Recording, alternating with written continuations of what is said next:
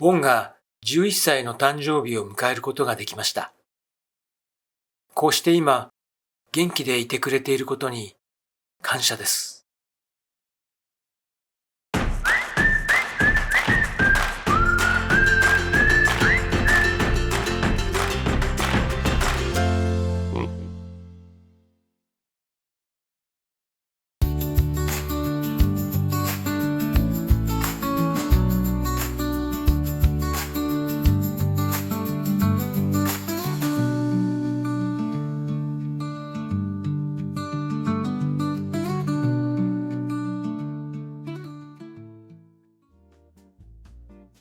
三部比のパパです。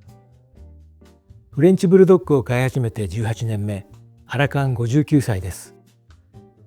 この動画がアップされる6月13日は、ここにいるボンの11歳の誕生日です。ボン、お誕生日おめでとう。正直、僕はボンが今日の誕生日を迎えることはできないんじゃないかとずっと不安でした。それは昨年の脾臓摘出手術から血管肉腫というがんであることが分かって再発の可能性が非常に高いため余命3ヶ月を宣告されていたからです。だけどその期間を超えて7ヶ月が過ぎてこうやって元気に11歳の誕生日を迎えられたことが本当に奇跡のようでとても嬉しいです。インスタやYouTube を通して元気玉を送っていただいたり応援コメントをくれた皆さんにとても感謝しております。本当にありがとうございました。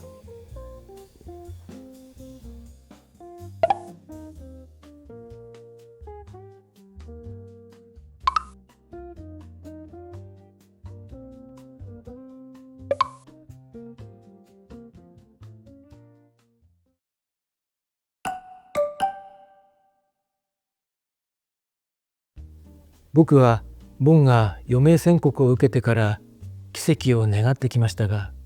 本当は心の奥でその時が来るのを覚悟していました。それくらいに厄介な病気だからです。ボンが体調を崩したのは本当に突然で、それまで何の兆候もありませんでした。かかりつけ医から紹介されて日本動物行動医療センターまで行って、その日のうちに検査と手術となりましたが、今思えば僕とボンは淡々と流れに身を任せていた印象です。僕はこれまでにお嬢と小町の2匹を見送っていたからだと思いますが、今回のことに直面してもどこか冷静でいられました。そして退院の際に告げられた血管肉腫というがんのこと、再発の可能性が非常に高く、抗がん剤治療をしても半年から9ヶ月くらいで再発すること、何もしなければ2、3ヶ月で再発することなど、これも淡々と聞いていたと思います。ただ涙だけが止まりませんでした。ボンが家に帰ってきてからは以前と同じ日常生活に戻りました。さすがに最初の頃はボンの回復に合わせて散歩とか食事とかに配慮してましたが、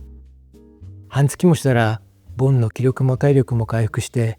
これまで通りになりました。ただどうしても再発と余命宣告のことが頭の片隅にあるんで、ずっと不安がつきまといましたね。一度ボンが立ち上がれなくなった時があって、その時すぐにかかりつけ医を受診したことがあります。でもそれは軽度のヘルニアっぽい挙動ということでした。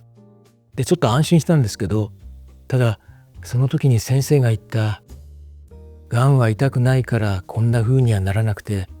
突然具合が悪くなってショック死してしまう場合もある」という言葉が耳に残りました。それで改めてボンとの一日一日を大切にしなきゃと思ったんです。それから余命宣告だった3ヶ月を過ぎても、ボンは相変わらず元気で食欲もあって、ひまわりや蘭丸への苦みも効かせて、春先に開催されたフレブルフェスではご長寿表彰をいただくことができました。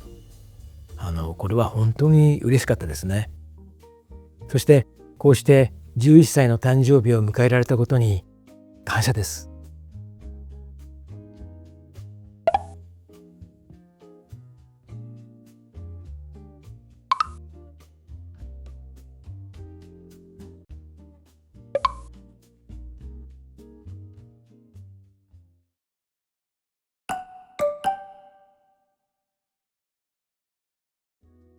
ボンがあとどれくらい生きられるのか、再発するのかは分かりませんが、その時が来るまではきっといつもと同じ暮らしを家族で重ねていくことになります。これまでと全く同じです。フレブルに限らず、犬って賢いんで僕ら夫婦の会話を聞いていますし、雰囲気とか空気もね読みますから、ボンはどこまでね自分のことを話されているのかなんとなく知ってるんじゃないかなんて思ったりします。僕はボンに特別なことは何もしてあげてませんし、これからもこれまでと同じように接してあげるのが一番いいのかなと思って、そうしていきます。ただ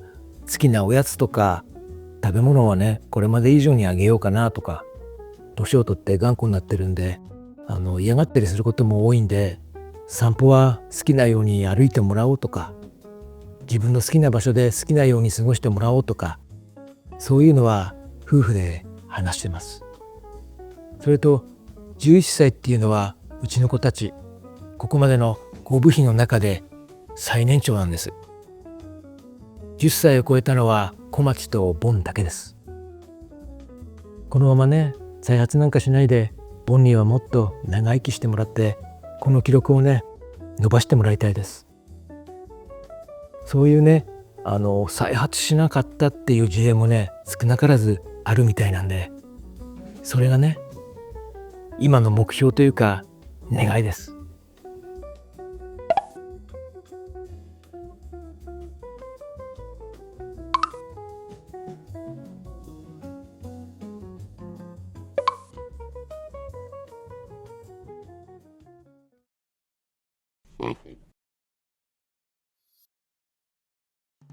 さて今回は我が家の最年長ボンの11歳の誕生日にあたってのお話をさせていただきました。これまで我が家ではどうしても再発の不安を抱えながら過ごしていましたが、これを機に